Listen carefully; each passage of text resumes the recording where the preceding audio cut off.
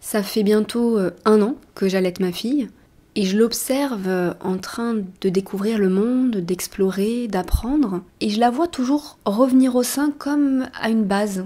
Ça lui permet de développer sa confiance en elle et de s'autonomiser progressivement.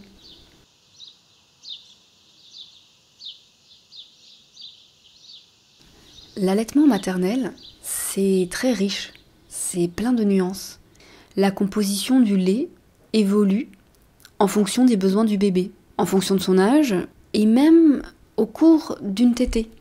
Le lait est de plus en plus riche, de plus en plus gras et ça fait comme une sorte d'entrée plat-dessert. D'un point de vue nutritif, c'est vraiment du sur-mesure. Le corps produit le meilleur aliment pour répondre aux besoins de l'enfant au moment où il le demande. D'ailleurs, c'est pour ça que l'allaitement se fait à la demande et pas à des horaires fixes. Et puis, avec le sein, on donne aussi une nourriture affective. C'est un moment privilégié entre la mère et son enfant. C'est le moment où le lien affectif se développe. Et d'ailleurs, c'est biologique, puisque l'hormone de l'allaitement, c'est l'ocytocine. C'est l'hormone de l'amour. C'est l'hormone de l'accouchement.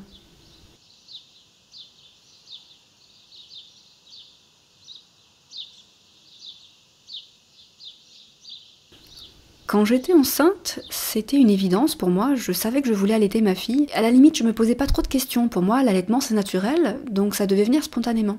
Alors, certes c'est naturel, mais ça s'apprend aussi et ça se transmet de femme à femme.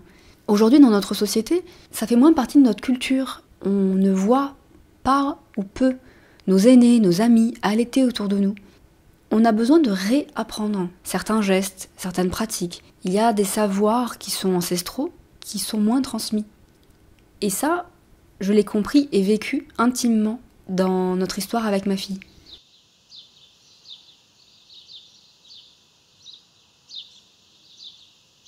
Pendant les premiers jours, ça a été difficile, l'allaitement. Elle avait un frein de langue très court et ça l'empêchait de tirer la langue et du coup de téter. Elle devait fournir un tel effort pour prendre du lait qu'elle mangeait peu et ensuite elle dormait beaucoup, ce qui fait que j'avais très mal au sein et qu'elle ne prenait pas de poids.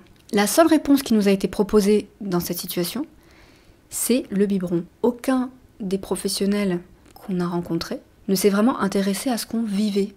Ils n'ont pas cherché à comprendre ce qui se passait dans l'allaitement. Il a fallu qu'on cherche par nous-mêmes les bons interlocuteurs. Et heureusement qu'il y a les associations de promotion de l'allaitement. On a pu rencontrer une consultante en lactation.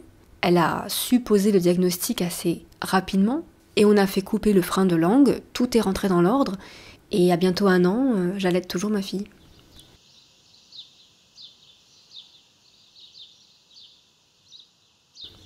Alors oui, c'est vrai, ça m'a donné envie de témoigner. De témoigner pour rendre hommage aux personnes qui nous ont accompagnés. Et puis pour, à mon tour, passer le relais.